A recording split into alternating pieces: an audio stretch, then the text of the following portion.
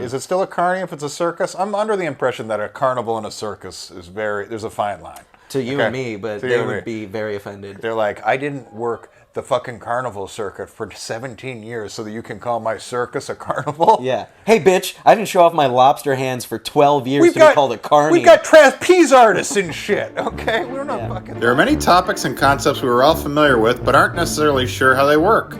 Each week I present a guest with a surprise topic and ask them to try their best to explain it. This is Explaining Things. Welcome back to another episode of Explaining Things. As always, I have a guest comic with me who is unprepared for the topic I'm about to give him. Today, my guest comic is Andrew Manning. I'm here and unprepared. How does one start a circus? Is that what it is? Every circus is a carnival at one point? I guess Every so. religion is a cult. Every circus is a carnival. A caterpillar to a butterfly. Someone has a dream. Now, is it a ringmaster? I would say that the ringmaster probably starts out as the leader of the circus. I think circuses are dying. They're inhumane. Like, hey, watch us torture these animals. That's becoming less and less popular. It's probably a sicker little boy today that has that dream than it was a little boy in 1915. Absolutely. You know? Yeah, that kid was like class president / circus starter. Oh, yeah. But today it's like, that is a psychopath. Kid who burns cats Yeah. and tortures dogs. That's actually one of the 4 signs of being a serial killer. It's starting It is. fires, bedwetting, hurting small animals, wanting to start a circus. I did 2 of those. I think it's like you with a booth at like a state fair, Yep. and maybe you have one animal with you.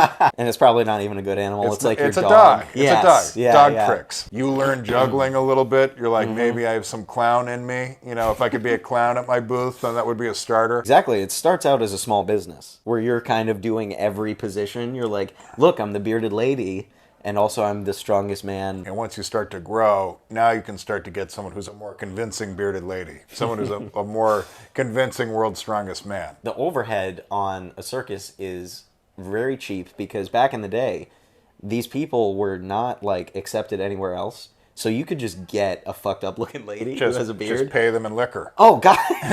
Hey, Yeah. do you want something to sleep under that's Yeah. not an oak tree? Is it a home? Not exactly. But I'll pay you in opium and bourbon. You have to find exotic animals Exotic and animals. treat them like shit. You have to know that nature is amazing, but also be willing to disrespect it utterly. Just be like, Putting a bear in roller skates Yeah. is exactly what you're describing. Yeah. You know, elephants are banned from the circus now. but I didn't know elephants were banned. I figure, I mean, They're either banned or they're no longer using them because that crosses their threshold of this is too inhumane. We know an ideal elephant's living situation isn't in the back of a fucking truck going to the next site. yeah, in Indiana. But we put straw in it. They get peanuts. Yeah, we cleaned its poop out today. Yeah, well, they're so massive, and then they're considered smart. If we found out that anglerfish were really smart, nobody would give a shit. Dude. Huge times how smart they are equals people care about this. Dwarves used to have a purpose in circuses and carnivals and stuff, and I almost guarantee they don't use dwarves anymore. No, but for at the sure. same time, is there a dwarf that needs a job? Yeah. We're not going to turn down a dwarf because that would be discrimination. Exactly, but we're not actively seeking out back pages in the newspaper. Right. Here's the way to get around that is you advertise that the diameter of a cannon is only 18 inches. And you're like, what? It's the size of the cannon. I think it was easier back in the day to start it because you could just kidnap people who looked different and police work wasn't very good. To the point that you Well, would you think they're parade them kidnapped? around. I think drugs and alcohol were definitely held over their heads. You definitely That's true. had cast-offs. But then, once you become more legitimate, you have these trapeze artists. Knife throwing. That is a criminal. And that's where it gets dangerous is carny folk are not to be trusted. Whoa! Hey, I'm just saying it. We're all thinking it. I didn't mean to go there with this. Carny folk are not to be trusted. Sorry, to see where No, because they're cast-offs and they're degenerates. It's not that they're bad people. It's they're desperate they've people. had tough lives. They've had tough lives. God hates them. They have multiple addictions. It's not unlike a road comic. They have one skill. They travel around. They drink too much. Early on, when we didn't even know what a circus was yet, there was no regulation. It was oh, you have to super glue its feet to the pedals? I have no doubt. Because they didn't even view the animals living things. Yeah. They're just like, this is my ticket to stardom. a good product. If you're a man your age with the dream, I want a circus. Is there any way to go about that now? I'd say probably not. There's no market here for it. There's you no market. do have to be like, I'm going to defect to North Korea. Is the circus the worst nightmare PETA ever has? I think it's the worst nightmare because they're abusing living animals and they also probably serve hot dogs. No doubt. And like losing their minds. And they just feed the fucking old hot dogs to the animals. Yeah. The circus generally has some beautiful women mixed in too. Yeah. They use sex appeal. Definitely do. with the trapeze artists, and they'll have like women wearing like sequiny outfits and stuff.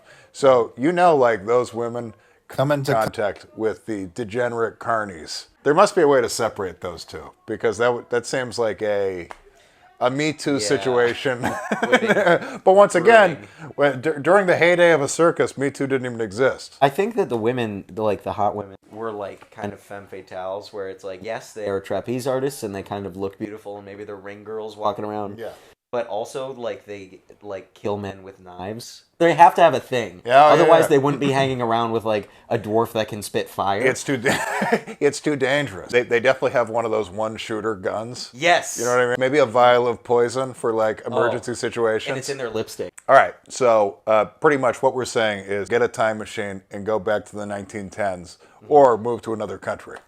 Probably North Korea. Probably North Korea. All right. That's all I got. Yeah, we figured it out, man. Andrew Manning. Thank you, Jonathan. Thanks for joining. Until next time.